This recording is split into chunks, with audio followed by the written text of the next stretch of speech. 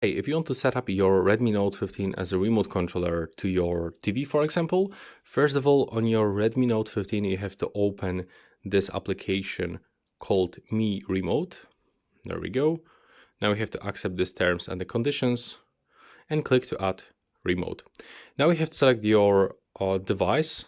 So in my case, this is the TV, so I have to select. And now as you can see, we have to find, we can find all brands. So in my case, I'm using LG TV, so I have to click on the LG brand, which is located at the top. And now let's mark if your TV is on. We have to for sure turn it on. Now as you can see, we can find all available configuration. So if I'm gonna press volume up over here and the volume goes up, I have to select, but as you can see, it's not goes up. So I have to select no. Now the another one, also it's not working. Okay, and it didn't work because I didn't point the phone to my TV. And take a look. Now, if I'm gonna point it and go for the second setup, and as you can see, the volume is changing, which means that I have to right now click yes, the volumes goes up. Now, as you can see, I can set the name of my remote controller.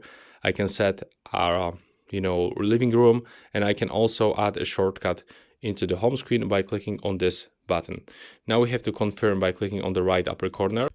And as you can see right now, we got this remote controller lookalike, and we can try to volume up like this. And as you can see, it's working, it's volume up, but I have to just point into the TV.